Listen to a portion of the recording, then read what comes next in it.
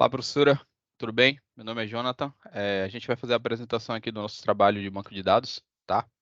Eu vou fazer um breve resumo aqui sobre o trabalho, para poder relembrar, e depois eu entro no meu conteúdo, tá bom? O nosso trabalho, ele é sobre uma empresa, um e-commerce, chamado Bahia Kids. Tá aqui o slide. Composto no nosso trabalho, Kaique dos Santos Rossi, Fábio de Jesus Corrêa, Jonathan Magalhães Pereira Gonçalves, Marcos Antônio Freitas de Souza, Vinícius Luiz Nogueira dos Santos e William Neves dos Santos Cavalcante. Tá? Resumindo um pouco sobre o nosso trabalho, sobre a nossa empresa em si. A Bahia Kids, atuando no ramo de produtos infantis, a Bahia Kids desenvolve produtos exclusivos desde roupas, calçados e cosméticos para um nicho de 0 a 14 anos, buscando entregar a seu público um material de alta qualidade e preços acessíveis. A Bahia Kids possui uma venda exclusiva através do seu portal com seus pedidos, sendo gerados pelos clientes através do seu e-commerce. Nele, o cliente, após acessar o portal, acessar o sistema, coloca os produtos escolhidos em seu carrinho, finaliza o pedido e escolhe a forma de pagamento, que pode ser realizado através de Pix, cartão de crédito ou boleto bancário. Após finalizar o pagamento, é gerado um pedido para o setor de estoque, onde o funcionário da Bahia Kids irá separar o material e dar baixa no sistema. Entrando agora no meu conteúdo, vou falar um pouco sobre a segurança do nosso banco de dados, tá? Aqui a gente pode ver duas imagens que a gente tirou do próprio PDF que a gente enviou para você, e do lado tem um breve resumo. Eu vou ler um pouco do resumo e vou descrever um pouco as situações, tá bom? Na imagem 6.1, a primeira imagem ali, exibe uma tabela que detalha os privilégios concedidos a cada usuário. Já na imagem 2, que é a 6.2, são apresentados os comandos utilizados para conceder e revogar esses privilégios. Para definir os privilégios, o comando utilizado é o Grant All Privileges. Esse comando concede a todos os privilégios disponíveis a um usuário em um banco de dados. Isso inclui permissões como Select, Insert, Update, Delete, Create e Drop, dependendo do sistema do gerenciamento de banco de dados em uso, tá? Já o comando revoke, que também utilizamos, é utilizado para remover ou revogar privilégios anteriormente concedidos. Ele retira permissões específicas de um usuário. Ao conceder privilégios, é crucial considerar a segurança do sistema. Recomenda-se conceder apenas os privilégios necessários para cada usuário, a fim de reduzir possíveis riscos e garantir a integridade e a segurança dos bancos de dados. Detalhe, na nossa linha de comando, ali na segunda linha, logo após a gente definir os comandos para admin, a gente colocou o White Grant Options para poder deixar o admin como um definidor dos privilégios, né? Ele é o único que pode fornecer os privilégios. Vou passar a vez agora para o meu colega e vou passar o slide e ele começa a apresentar. Boa noite, Thalita. Aqui quem fala é o William. Eu vou estar apresentando o tópico de consulta em banco de dados. Eu vou dar um breve resumo do que seria a consulta em banco de dados, para depois me aprofundar mais no meu tópico em específico, que é a consulta simples. O que é a consulta em banco de dados? É uma solicitação de informações feita ao próprio banco de dados, que retorna uma tabela ou um conjunto delas, figuras ou gráficos, para a empresa estar vendo uma análise de tendência e delimitar padrões para tomar de decisões. Agora eu vou falar mais em específico da consulta simples. Pode passar aí. A consulta simples que a gente realizou no nosso banco de dados.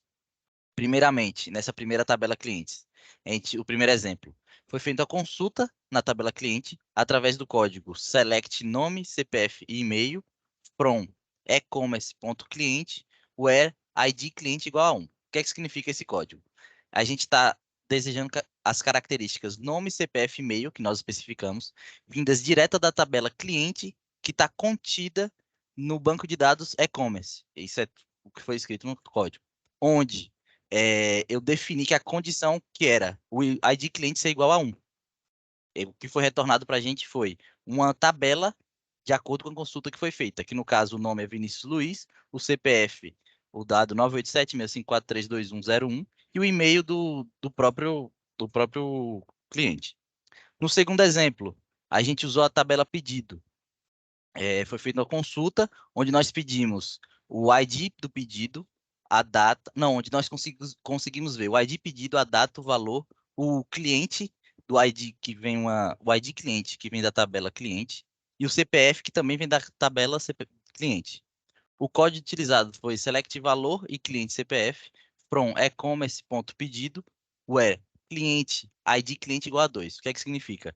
Ela, ela retornou uma tabela que foi o valor do pedido realizado pelo cliente e o CPF de acordo com o ID dele. Apenas foi retornado na tabela o valor e o CPF do cliente que tinha o ID número 2. Já o terceiro exemplo, e foi feita a consulta na tabela funcionários, onde tem as colunas CPF, nome, sexo e função. O código usado foi select nome, CPF e função, do banco de dados e-commerce, novamente, da tabela funcionário, where sexo igual a masculino. A imagem retornada é uma tabela que foi demonstrado o nome de cada funcionário, o CPF e a função. Tudo de acordo com a nossa delimitação, que foi o sexo ser masculino. Essa é a consulta simples. Eu vou estar passando agora. Boa noite, professora Thalita. Quem está falando é Fábio. Eu vou dar continuidade aqui à explanação sobre o nosso projeto do e-commerce, falando um pouco sobre as consultas simples com condições múltiplas. As consultas simples com condições múltiplas, nós utilizamos comandos como o AND e o OR para combinar a consulta de registros dentro de uma tabela e para trazer dados específicos, né? Como eu posso demonstrar aí agora, na figura 24, nós utilizamos o comando END. Qual a funcionalidade desse comando END? Nós buscamos na tabela de pedido todos os itens que eles têm um valor maior ou igual a 80 e que o cliente tenha o ID 2. Como a gente pode observar ali, o resultado trouxe o CPF ali descrito na tabela com um valor maior em 80. Também utilizamos aqui na figura 26, na tabela de pedido, uma consulta múltipla também, onde já utilizamos a condição OR, que seria o OU, né? Nela, nós selecionamos o nome do cliente e o valor, né? O nome do produto e o valor, né? Sendo que o resultado a ser trazido aí foi todos os itens com valor maior ou igual a 100 ou os itens que tivesse o tipo de roupas. E na tabela 28, nós trouxemos também da tabela itens, já utilizando a condição END, todos os produtos e seus valores, desde que esses valores fossem maior ou igual a 100 e que eles fossem roupas. E ali nós podemos ver que foram trazidos calçados, bonés, ou seja, daquele determinado tipo, com valor acima ou igual a 100. Eu agradeço pelo momento e passo a palavra para o próximo colega. Oi, Thalita, eu sou o Kaique, eu vou falar sobre consultas múltiplas. Consultas múltiplas em um banco de dados referem-se às execuções de várias consultas em conjunto para obter resultados mais complexos ou informações mais abrangentes. Em vez de executar uma única consulta, as consultas múltiplas combinam várias consultas em uma única operação. Tá? Neste primeiro exemplo da tabela cliente para a tabela pedido, nós utilizamos a cláusula join para combinar as tabelas cliente e pedidos com base na correspondência de valores de ID cliente e cliente CPF. Além disso, adicionamos uma cláusula where para filtrar os resultados apenas para o cliente desejado, usando seu ID cliente. Essa consulta retornará os detalhes pessoais de clientes juntamente com os detalhes de cada pedido associado a ele. Assim, você terá uma visão mais abrangente da informação do cliente e seus pedidos em uma única consulta múltipla. Logo em seguida, temos a tabela cliente e a tabela contato, que vai retornar as informações de contato com nome, CPF, e-mail e telefone do cliente especificado. Dessa forma, você também vai ter uma forma mais abrangente das informações de contato do cliente específico. E a última parte, tabela de pedido e tabela item, essa consulta retornará informações detalhadas sobre os itens associados ao pedido especificado. Vou passar para o próximo componente. Boa noite, professora. Eu sou Vinícius e estarei falando sobre as consultas aninhadas. Consultas aninhadas é uma consulta escrita dentro de uma consulta. O resultado da consulta interna é usado na execução da consulta externa. Nessa primeira consulta aninhada, utilizaremos a tabela funcionário, onde desejamos ver o nome e a função, e a tabela item versus pedido, onde desejamos ver o CPF do funcionário.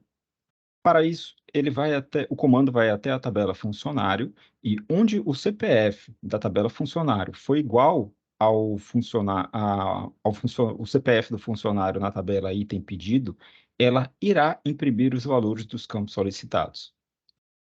Na segunda, nós temos a consulta aninhada ao lado. Desejamos ver o nome e o tipo da tabela item e o funcionário, o CPF do funcionário, da tabela item pedido. Para ela, iremos na tabela item e pegamos o código para podermos comparar com o item código da tabela item pedido.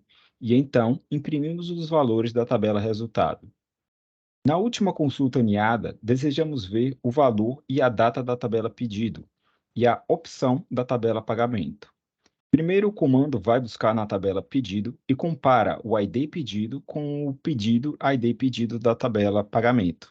E então, ele imprime os valores dos campos requisitados. E agora eu passo para o nosso último integrante. Boa noite, professora. Passa aí, John. Passa aí.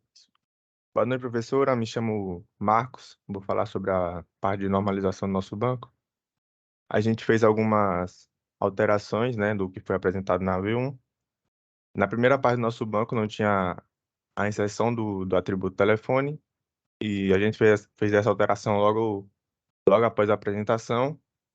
E em seguida a senhora mostrou na aula, né, a parte de normalização. Acabou que aí o atributo telefone se encaixava na primeira forma normal e a gente fez outra alteração, dessa vez para separar o atributo telefone da tabela cliente, criando essa nova tabela chamada contatos, que tem o telefone inserido nela. E aí foi para não ter nenhum tipo de erro, nenhum tipo de redundância, porque nesse caso o cliente pode informar vários números de contato diferentes. E outra alteração que a gente fez foi a inserção de uma nova tabela chamada item X pedido. É uma tabela que vai coletar o pedido do cliente, em seguida vai armazenar os itens e depois passar para o funcionário organizar. Então, dessa forma, ela não tem uma chave primária.